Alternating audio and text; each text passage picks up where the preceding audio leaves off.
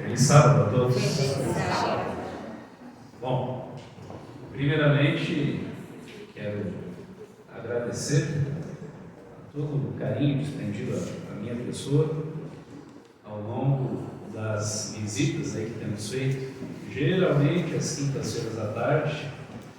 Eu tenho separado, com exceção de uma ou outra semana, mas às quintas-feiras à tarde eu tenho separado para justamente visitar o povo desta igreja. E já pude visitar vários dos nossos irmãos aqui, conhecer algumas histórias, né? Ficar surpreso, enfim, com algumas situações e ser abençoado, assim, realmente algumas histórias bonitas de vida. Então, agradecer também, né? Porque acho que nessas visitas eu sempre saio um pouco mais gordinho, né? Quase todas elas têm alguma comida, né? É um bolo, né? Alguma coisa assim. Então agradeço por isso também. Quando não lhe bate a carteira. Oi? Quando não lhe bate a carteira. Ah, é verdade, né? Verdade. Eles iam falar isso porque eu esqueci a carteira na casa dele. Mas eu queria que ele ficasse com as minhas dívidas, né? Segunda coisa é que ontem, e até esse é o motivo, minha família estaria toda aqui comigo hoje, mas todo mundo lá em casa, com exceção da minha esposa, estão todos aí bem gripados. Eu, inclusive. Ontem fui no estudo bíblico, enfim, à noite, no manual, mas não foi muito fácil. Hoje acordei, enfim, um pouco melhor, mas não estou 100%. Mas ainda bem que a mensagem da Palavra de Deus não depende das condições físicas de uma pessoa. Ela fala por si só. E a terceira coisa que eu queria mencionar antes de começar aqui é pedir já para a irmã Vera, os nossos ajudantes aí, né? Nossos diáconos. Eu acho que eles estão lá atrás. Estão ali atrás? Então, chamem eles para vir, por favor. Hoje, nós começamos oficialmente o projeto da Recol. Que se você é adventista já, no tempo você sabe que todos os anos, nessa época do mês de junho, a gente começa, enfim, faz esse projeto da Recol. Que a ideia é arrecadarmos fundos para a ADRA, né? A Agência Adventista de Desenvolvimento e Recursos Assistenciais. E mais do que nunca esse ano, a gente tem motivos de sobra para participar dessa campanha. Você sabe que o folder que foi feito, que vai chegar na sua mão, você vai receber um envelopezinho e vai receber o folder também da campanha. Ele vai mostrar justamente as ações que aconteceram aqui do nosso lado, né? Carreta da água, donativos que foram entregues para as pessoas atingidas pelas enchentes e outras coisas mais que aconteceram. Mas, como os irmãos sabem, esse é um trabalho que ainda vai levar muito tempo, né? No sentido assim, de pessoas que perderam absolutamente tudo, aí tem a questão de ajudar na reconstrução de uma casa, outras coisas assim. A ADRA ainda está cuidando, a nossa agência adventista está cuidando de 5 abrigos provisórios em Porto Alegre, a última notícia que eu tenho. E então todos esses recursos da recolta vão ajudar justamente nesse trabalho humanitário. Tem aí já para distribuir para o pessoal? Por favor, pode entregar para a pessoa, com gentileza. Então, você vai recebendo. Dentro do envelope tem esses folders aí que eu mencionei. Lembrando que a ideia é que isso não fique só com você, né? Isso aqui você pode usar, enfim, para fazer a propaganda da ação solidária adventista para outras pessoas próximas a você, enfim, que possam ajudar também na recolta.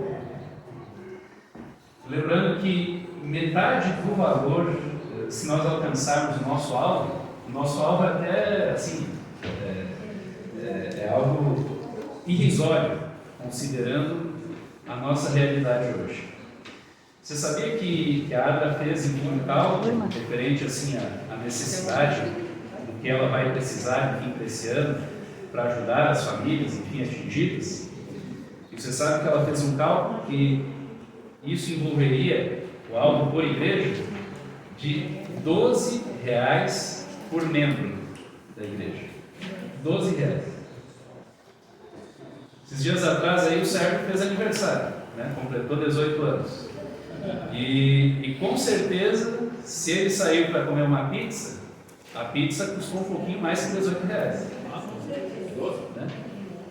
Oi? 12, né? Não, 12. Ah, então. Pois é. Isso, um pouquinho mais que R$12, né? Um pouquinho mais que R$12. Estava confundindo com a idade dele, professor. Mas você veja só. Então, gente, é uma coisa assim, se cada um contribuir fazendo a sua parte, e a gente pode, como muitos irmãos fazem, né? Divulgam isso para amigos, para familiares, para conhecidos, né? A gente pode fazer, enfim, um trabalho muito bonito, que pode ajudar não só a região, né, atingida, como também, se alcançarmos o alvo, parte desse recurso fica para ajudar a nossa ação solidária. Que a Clarice, enfim, tem um trabalho bastante ativo aqui, em várias famílias que são atendidas, né? Tem projeto da sopa, outras coisas mais, né? Tem corte de cabelo, enfim. O que vier será com certeza bem-vindo. Então, que Deus nos abençoe e que você possa se empenhar para fazer a sua parte, enfim, nessa missão. Aventureiros, exploradores, podem até fazer um alvo aí para o clube, aí, né? Isso aí vai ser bem interessante. Bom, dito isso, vamos lá em Mateus capítulo 5. Mateus capítulo 5. A primeira parte dessa mensagem eu já preguei na comissão da igreja na quinta-feira, mas a mensagem continua, tá bem? Porque eu mencionei ali. Mateus capítulo 5. Mateus capítulo 5 vai começar com um dos sermões de Jesus. A Bíblia vai relatar alguns dos sermões, né, que Jesus pregou. E o maior deles, de longe, é o chamado Sermão da Montanha, que fica entre o capítulo 5 e o capítulo 7 do Evangelho de Mateus. O capítulo 5, se você olhar na sua Bíblia aí, o início do capítulo 5 já começa falando sobre as bem-aventuranças, né? E essa expressão bem-aventurado é um termo grego chamado makarios, que significa mais que feliz. Sabe quando você está assim no auge da felicidade, ficou muito feliz por alguma coisa que aconteceu? Isso. E é por isso que aí então vai começar, né? Jesus começa assim: bem-aventurados, felizes, os pobres de espírito, deles é o reino dos céus. E Jesus começa a falar sobre felicidade num conceito que pode parecer estranho até para os dias de hoje. Como vai ser feliz uma pessoa que é pobre? Né? Porque hoje as pessoas às vezes associam dinheiro com felicidade. Felizes são aqueles que choram. Como é que vai ser feliz uma pessoa que fica chorando? Né? Feliz aquele que tem fome e sede. E assim vai. Mas existem promessas para todas essas pessoas. Claro, felizes aqueles que choram por quê? Não é assim, chorei porque perdi, né? Não vi o show da Madonna. Não, esse choro não. Mas é chorei por conta das injustiças que a gente vê. Chorei porque eu quero que Deus esteja comigo. Eu chorei porque eu quero ver Jesus voltando. Então, felizes os que choram, eles serão consolados. Felizes os que têm fome e sede de justiça, eles serão saciados. Deus é justo e fará justiça no seu devido tempo. E assim vai. E depois de Jesus mencionar assim os passos para uma pessoa verdadeiramente ser feliz, que é algo diferente do que o mundo aí fala, ele então vai falar sobre duas coisas básicas que um cristão deveria ser. Mateus 5, verso de número 13. Mateus 5, verso de número 13. A Bíblia diz o seguinte: vocês são o sal da terra. Ora, se o sal vier a ser insípido, como lhe restaurar o sabor? Para nada mais presta, senão para, lançado fora, ser pisado pelos homens.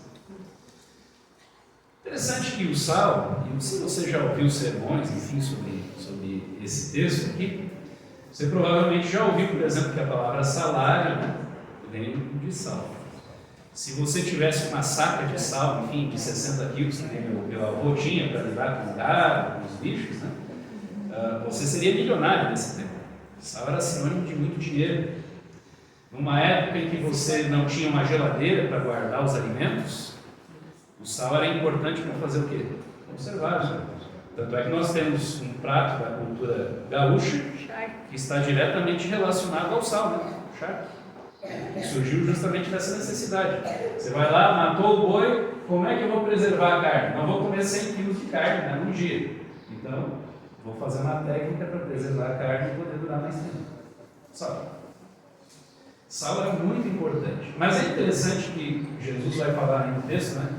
Se o sal vier a ser insípido, em outras palavras, ele está dizendo assim, se o sal estragar. Mas a pergunta é, aí a irmã Vera já fez uma colocação interessante. O sal estraga?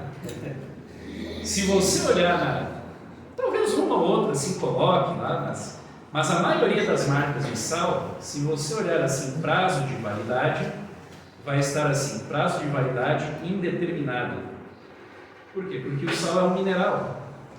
Então, como mineral, enfim, em tese, ele não estraga, desde que você guarde ele de forma correta. Porque qual é o problema?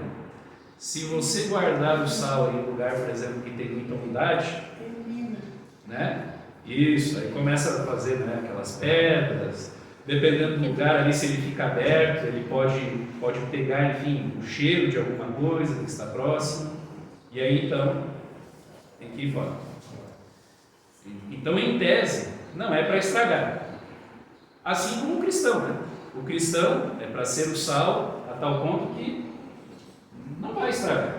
Só vai estragar se, no nosso caso, nós quisermos. Porque o sal, irmãos, o sal mesmo hoje tem algo muito importante, sabe o quê?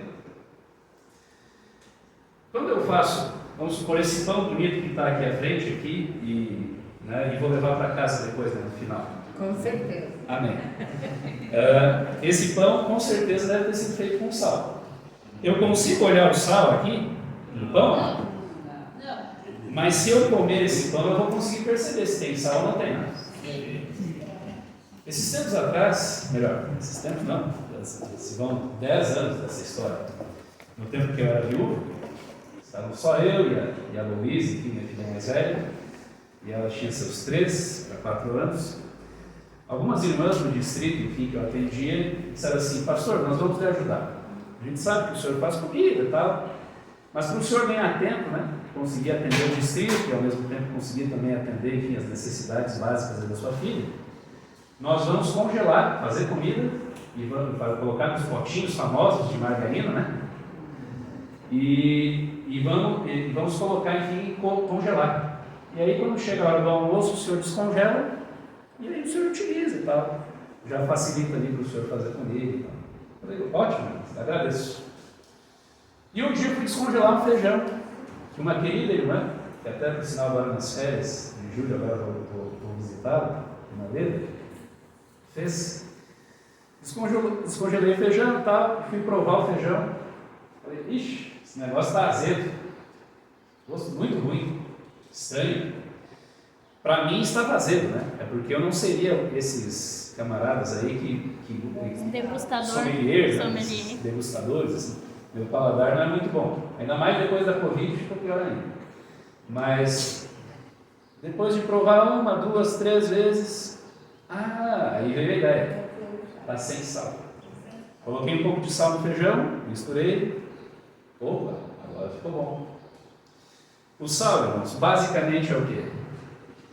O sal, considerando a quantidade de comida, ele é uma pitada, né?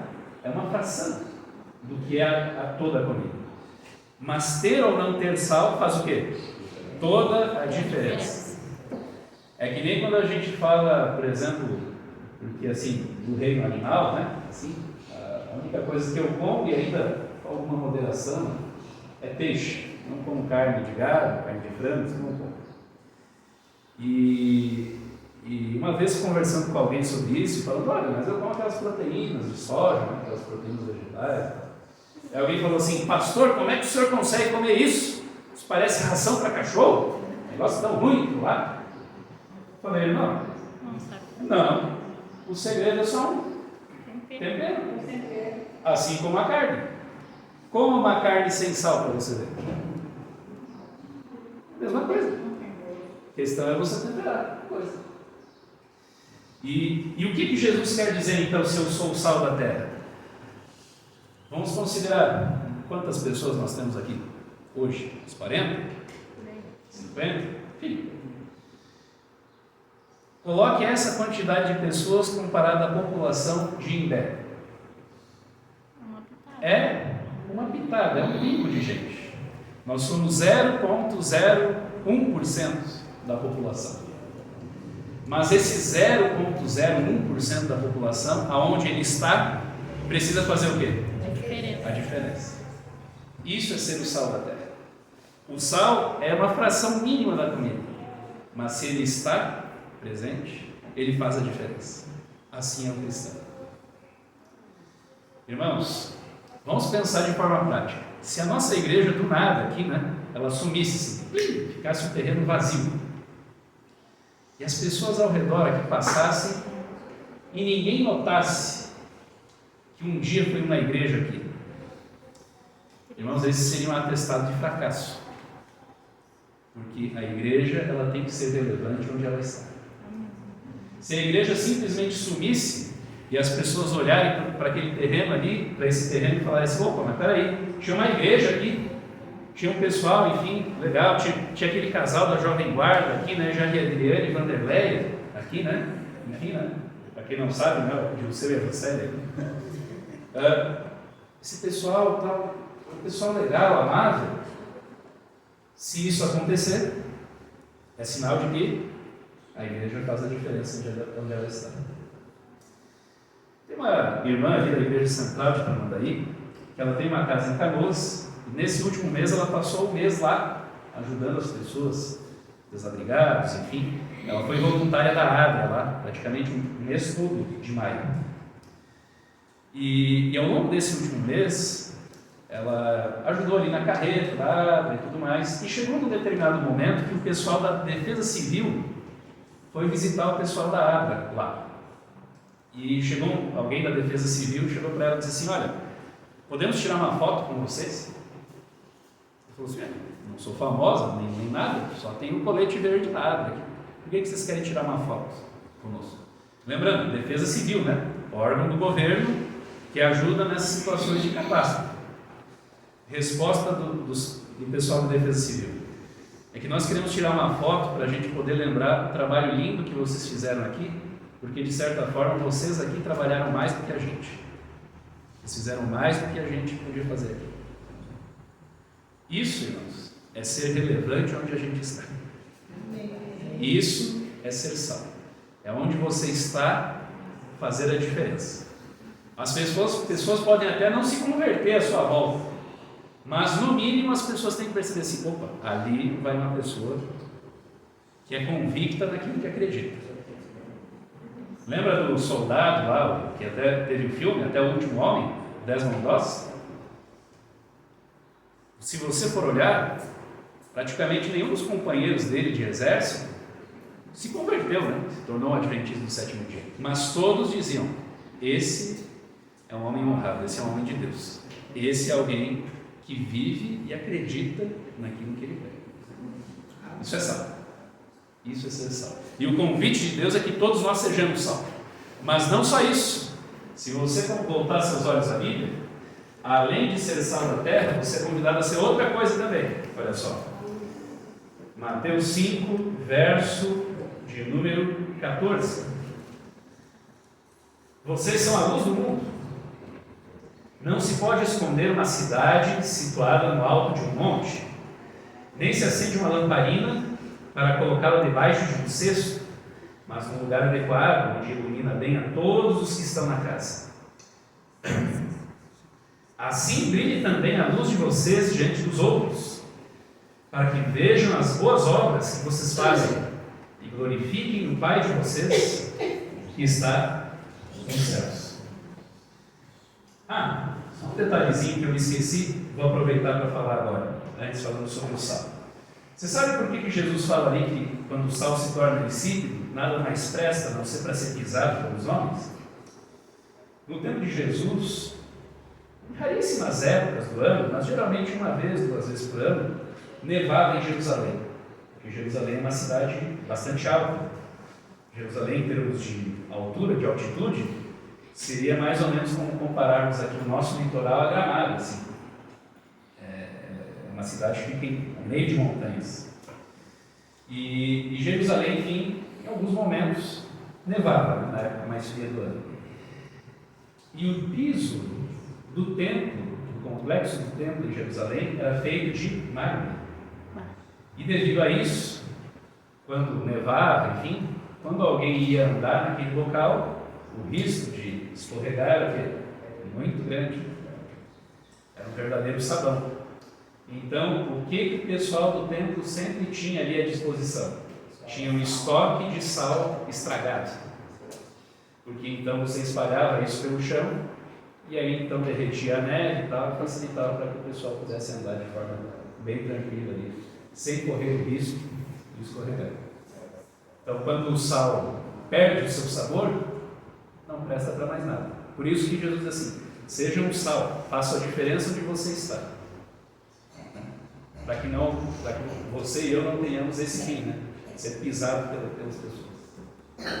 Mas aí então agora, quando é dito assim que nós somos a luz do mundo, irmãos, você só me vê aqui, e eu estou vendo você, por causa do quê?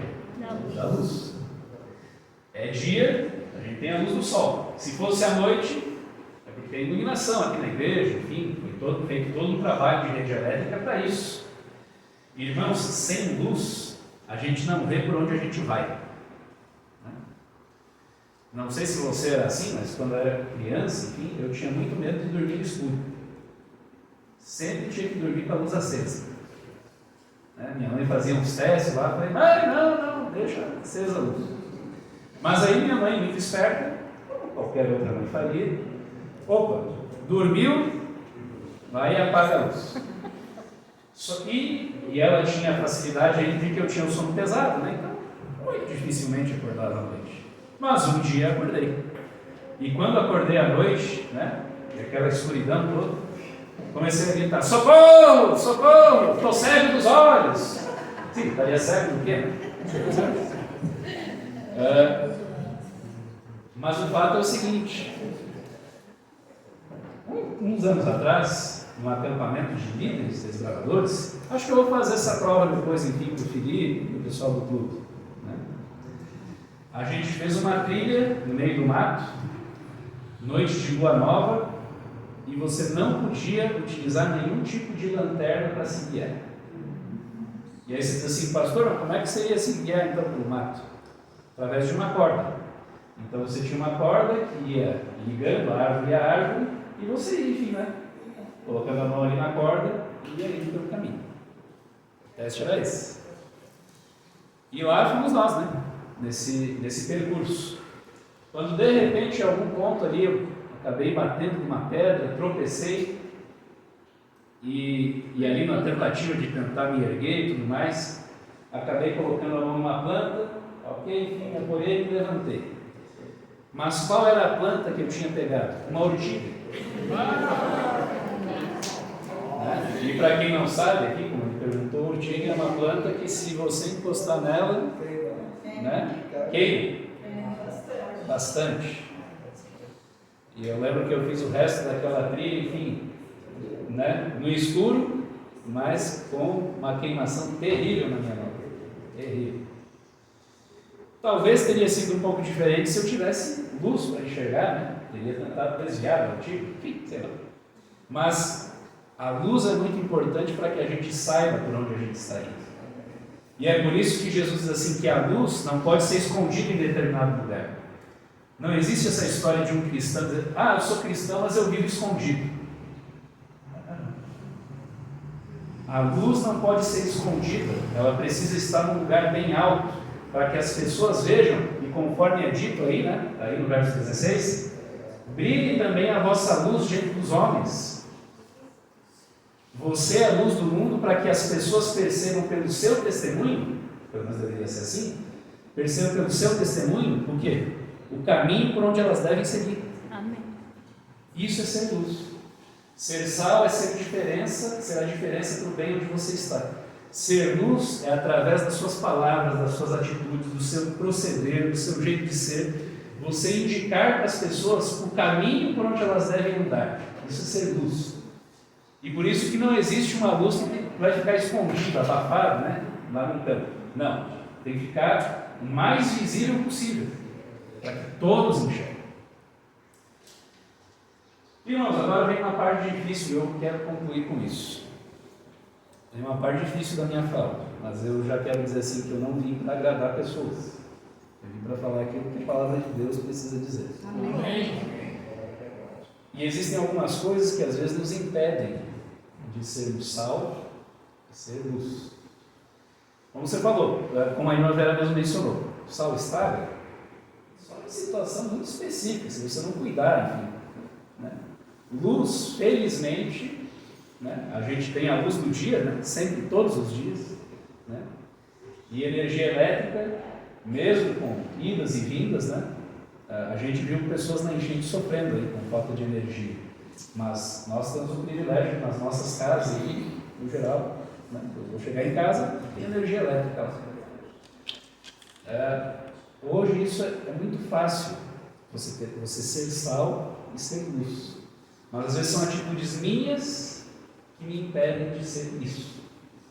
E uma atitude que diretamente impede que eu seja sal ou seja luz se encontra lá em Tiago, capítulo 3. Eu convido você a ler comigo esse texto. Tiago, capítulo de número 3.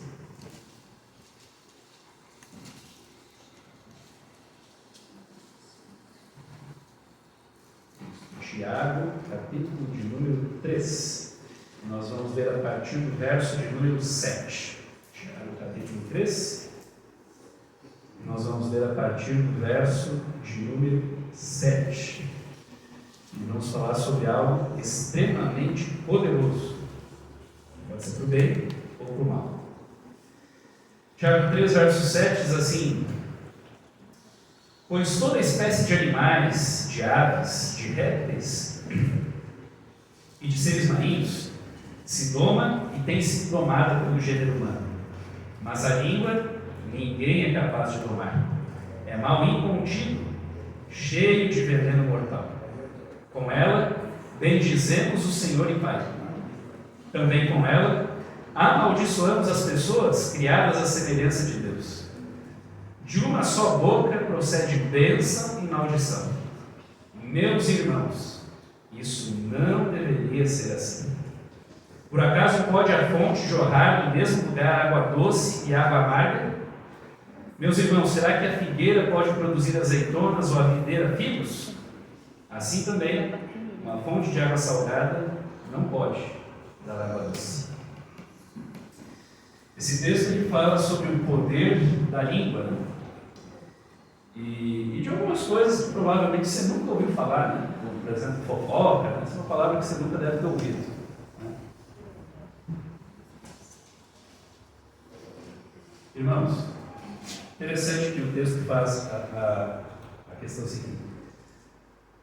Com a nossa língua, por um lado, nós podemos abençoar pessoas, mas por outro, podemos amaldiçoar pessoas. Você sabe o que na Bíblia significa abençoar alguém? Sabe? Na Bíblia, abençoar é sinônimo de falar bem de alguém. É isso. Olha para os patriarcas. Olha, por exemplo, quando Isaac vai proceder à bênção, enfim, para Jacó, pensando que era Esaú. O que é proceder à bênção para ele? O que é abençoar? Basicamente, ele coloca a mão sobre a cabeça do filho e fala: que Deus faça com que você seja próspero, que você tenha isso, que você seja isso, que você seja isso. Abençoar é falar bem dele. E o inverso, quando amaldiçoar, é o quê? Falar mal dele. Então, irmãos, no momento em que eu começo, enfim, a falar mal de uma pessoa, eu estou fazendo o que com ela? Exatamente isso. E o que é ainda pior, porque às vezes eu posso estar falando mal de alguém, mas eu falo para todas as outras pessoas ao meu redor, mas não falo para a pessoa com quem eu tenho um desacerto. E o que eu preciso fazer? Mateus capítulo 18. Se tem alguma coisa contra alguém, vá até a pessoa, vai, converse. Mas às vezes, irmãos, nós brigamos, enfim, e quando falo nós brigamos, eu me incluo. Nós cristãos, nós brigamos às vezes por coisas tão... Acho que eu já contei aqui a história, né, de uma pessoa uma vez que me chamou com urgência para ir na casa dela e disse assim: pastor, abre o jogo aí, abre o jogo e fala o que aconteceu. Aconteceu o quê? Não, pode falar, o que o senhor tem contra mim? Não tem nada. Não, mas o senhor tem alguma coisa, eu sei. Não tem. Não, mas tem alguma coisa. Ou o pastor anterior falou mal de mim, ou aconteceu tal situação, o senhor agora fale, me diga o que aconteceu, enfim, porque eu quero saber o que foi. Irmão, não tem nada. E a pessoa ficou insistindo ali, como se tivesse alguma coisa, mas não tinha. E depois de muito ali insistir, falou: irmã, mas me diz o porquê que a senhora acha que eu tenho alguma coisa contra a senhora. Resumindo, ela disse assim: porque naquele dia que o senhor estava pregando lá na igreja, o senhor saiu, enfim, da igreja e me olhou com cara feia. Irmãos, a minha vontade foi dizer para aquela irmã assim: irmã, me paga uma plástica, então. Eu não sou tão bonito assim, não sou galã, mas não tem nada contra a senhora. Mas às vezes a pessoa cria toda uma teoria, né? E aí fica de mal uns com os outros, causa confusão, dissensão. Ainda que essa irmã teve a honradez de fazer o quê? De vir e conversar comigo. Mas e quantas pessoas, que não é só comigo, não isso, mas com tantos outros, que às vezes tem problema com o irmão e fica criticando, falando: porque fulano é isso, porque esse plano é aquilo, porque Beltrano não sei o que é outro. E aí espalha isso para um monte de gente, mas não se acerta com a pessoa. O que a Bíblia diz, irmãos, que a gente acabou de ler? Isso não pode ser assim. Não pode. Não pode. Isso não é cristão. Não é cristão.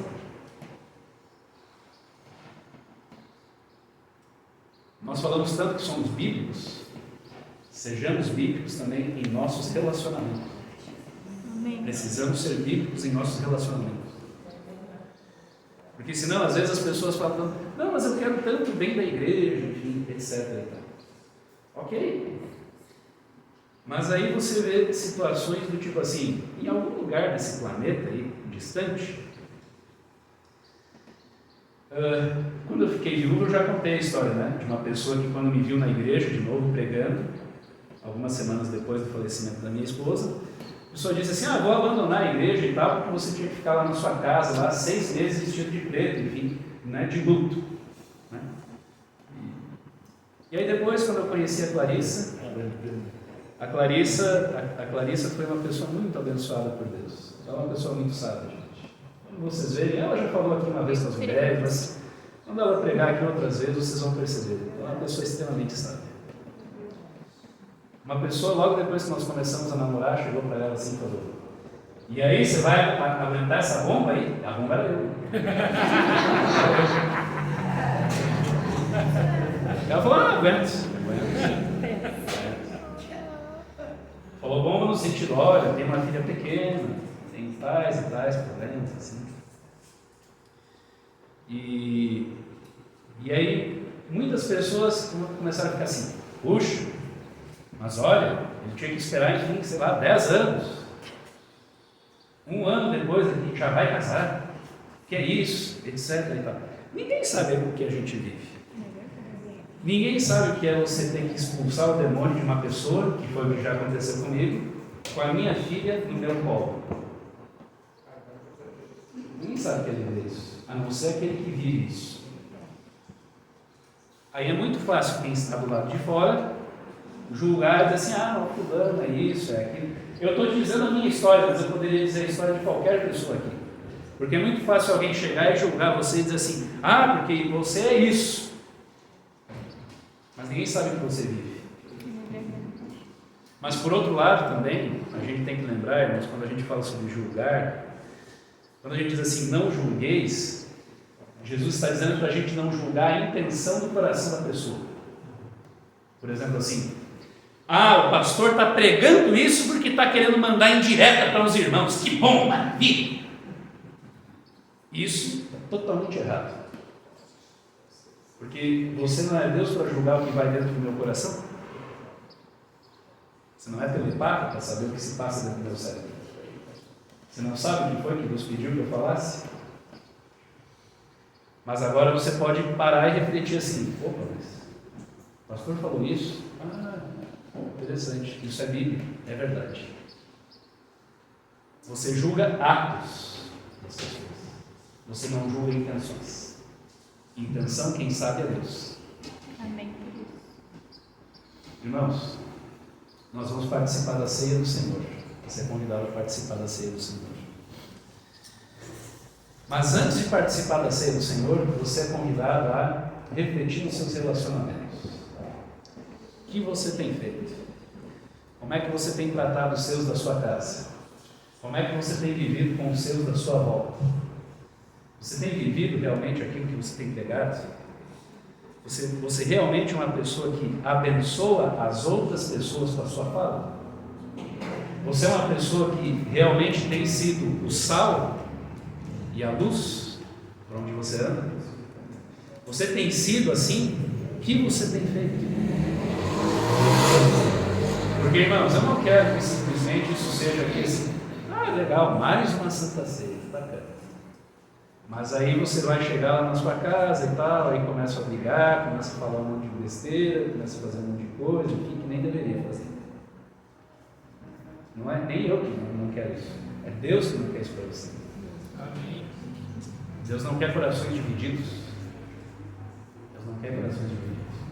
Por isso que Tiago diz assim, irmãos, não pode ser assim. Como é que uma fonte vai jorrar água doce e água amarga ao mesmo tempo? Não tem, é incoerente. Por isso, irmãos, fofoca está longe do ambiente cristão. Difamação, longe do ambiente cristão. Acusações, enfim, muitas vezes justamente para buscar ferir o caráter da pessoa, está fora do perfil do caráter cristão. Sejamos bíblicos. Pastor, mas e as outras pessoas? Os outros são os outros. A questão é você e Jesus.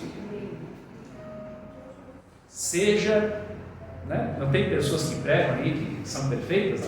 Pastor, eu quero ser perfeito. Você quer ser perfeito? Eu já disse isso aqui. Seja amado. Seja amado. Aprenda a amar. Ame as pessoas. E amar as pessoas envolve perdão, envolve você, enfim, tem que lidar com situações muitas vezes inesperadas. Mas, vamos para isso. Que Deus nos abençoe e nos ajude para que você seja salvo, seja luz. E você use a língua para o bem, para abençoar. A língua é algo poderoso. Você por si mesmo realmente não pode controlar a língua, mas com o poder do Espírito Santo você pode fazer isso. E pode ser mais do que vencedor em Cristo Jesus.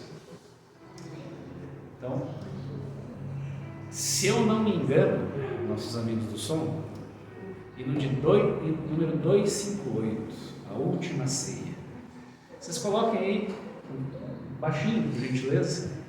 Eu vou dar a vocês um minutinho para que você ore e reflita sobre o que você acabou de ouvir. E quem sabe você pense aí o que você precisa fazer, mudar em termos de atitudes na sua vida. E depois nós terminamos aqui com uma oração.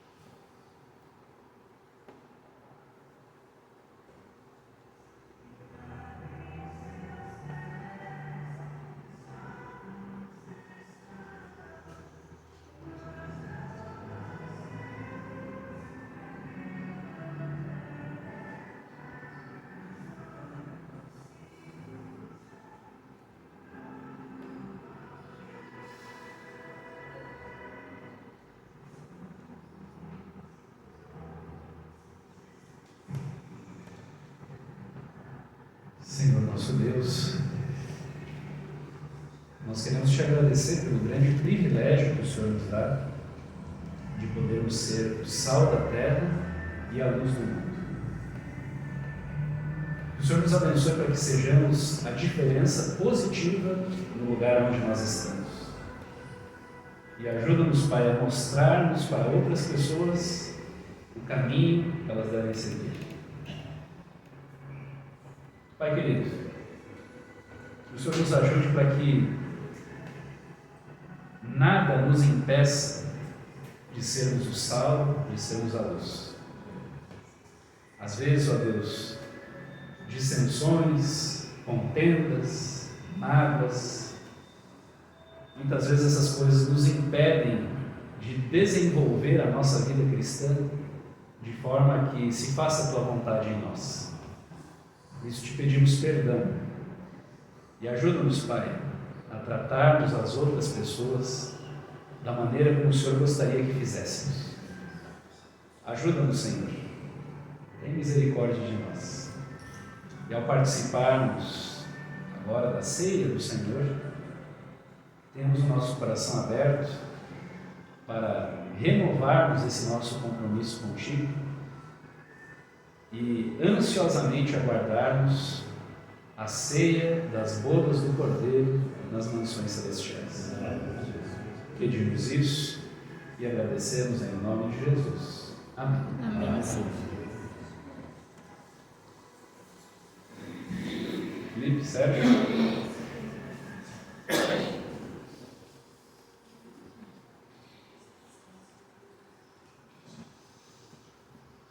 Pode abrir sua Bíblia, 1 Coríntios capítulo 11.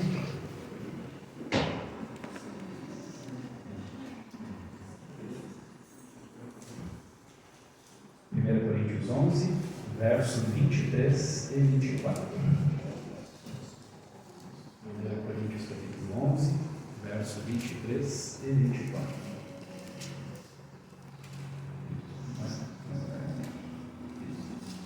1 Coríntios 11, versos 23 e 24.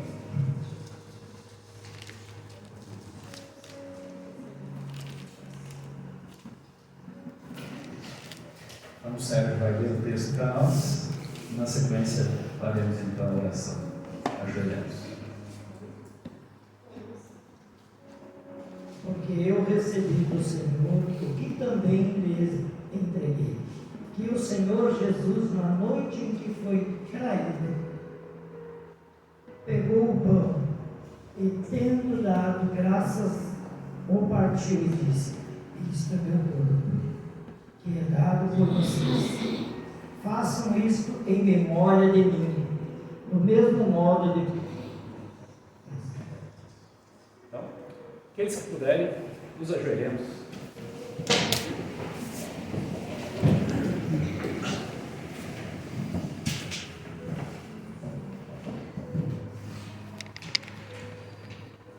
Querido Deus, aqui estamos nós, teus filhos amados, felizes porque ainda podemos estar na tua casa, Senhor, participando da tua Santa Ceia. Nesse momento, Senhor, queremos te pedir que o Senhor abençoe esse rico pão, Senhor, que simboliza, Senhor, o teu corpo, entregue por nós na cruz do Calvário, Senhor. Por favor, pedimos nesse momento que o teu Santo Espírito, Senhor, possa abençoar, Senhor, e abençoar cada um nesse momento aqui na tua casa, Pai. Por favor, é o que lhe pedimos, agradecidos em nome de Jesus. Amém.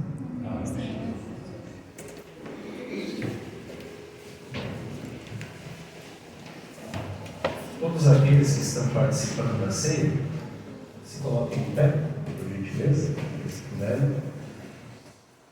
Pessoal, o som pode colocar de novo o livro 258. E assim que você receber então, você pode se assentar e aguarde até o momento em que todos nós juntos vamos então participar.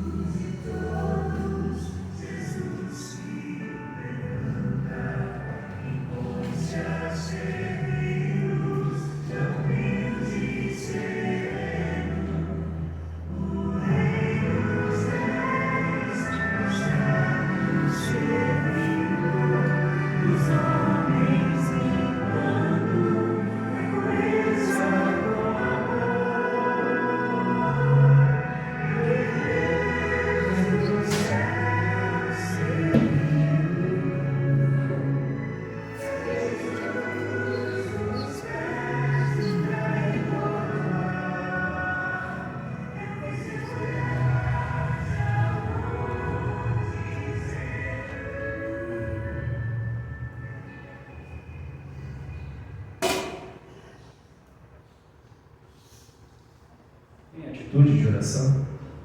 Participemos nesse momento, todos juntos, do pão.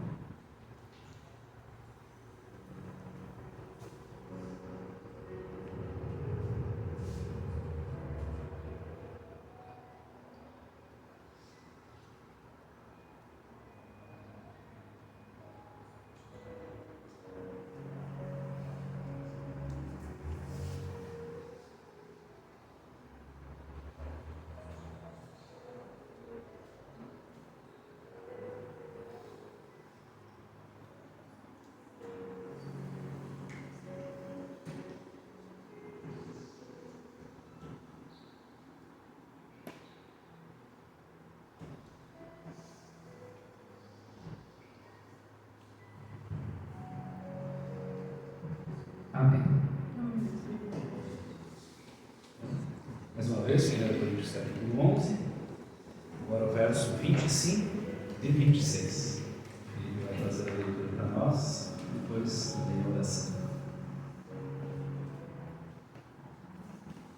Do mesmo modo, depois da ceia, pegou também o cálice, dizendo: Este é o cálice, a nova aliança no meu sangue. Façam isso todas as vezes que o beberem em memória de mim. Porque todas as vezes que comerem este pão e beberem o cálice, vocês anunciam a morte do Senhor até que Ele venha. Amém. Os que puderem, nos ajoelhemos mais uma vez.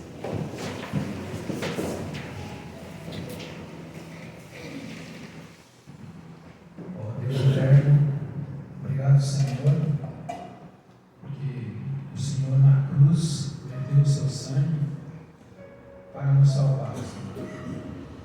Mesmo sabendo que somos insuficientes, o Senhor, com tamanho amor, o Senhor nos redimiu, Senhor.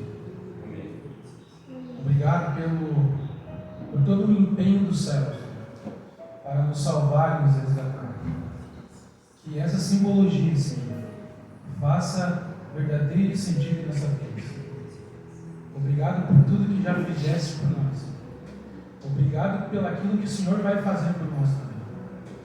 E agradecidos estamos, Senhor, como comunidade, como irmãos, como amigos, unidos no mesmo Espírito, para que o Senhor nos preencha e que possamos entender o verdadeiro significado do seu sangue. Obrigado por tudo, pedimos e agradecemos em Jesus. Amém. Amém, Senhor.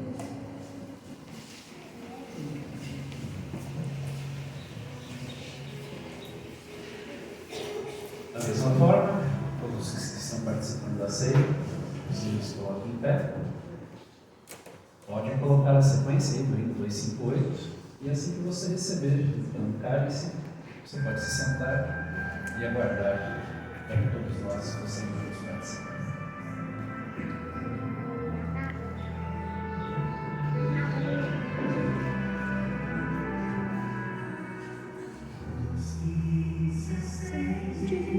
No início da noite, iluminando os amigos reunidos, sentam-se à mesa, buscando lugar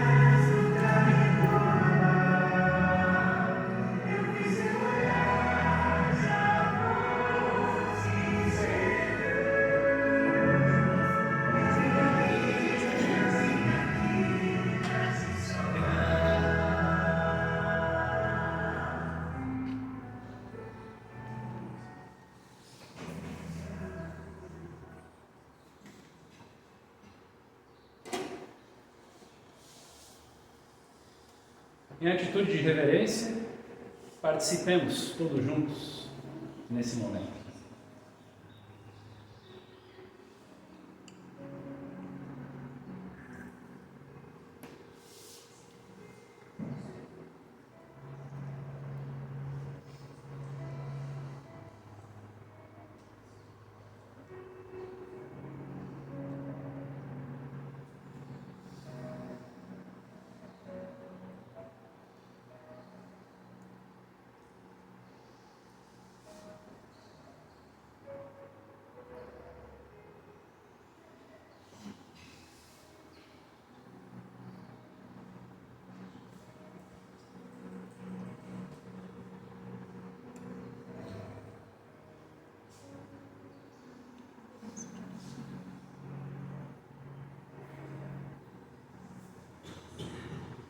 Amém.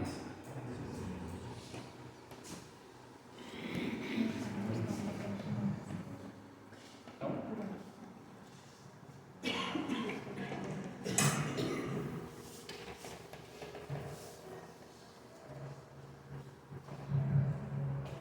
enquanto o cálice é recolhido,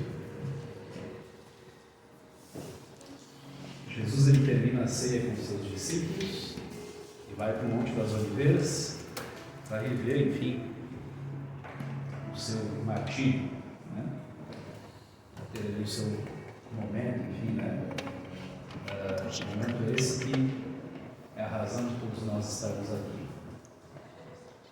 E é interessante que a Bíblia vai dizer que Jesus ele sai, né? Ele termina a ceia e canta um hino com os discípulos.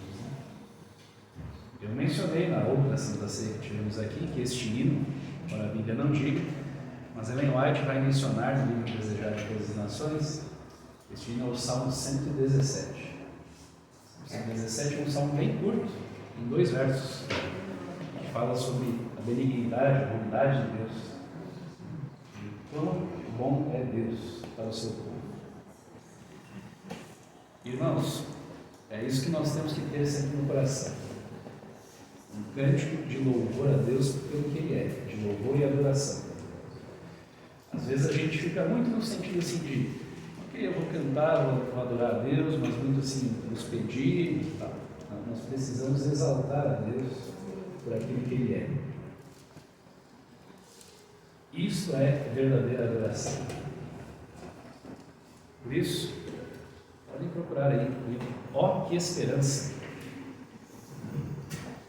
Especialmente agora, como essa é uma situação em que nós vivemos e vimos claramente um sinal da volta de Jesus acontecer na nossa frente, essas inundações, essas tragédias, enfim, acontecendo.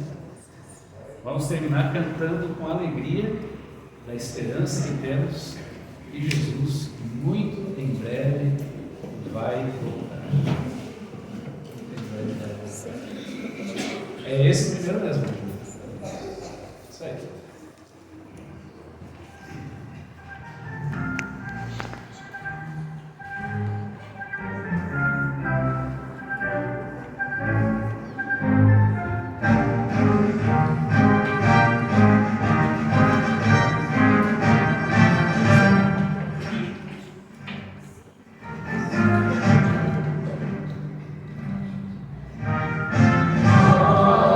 Esperança.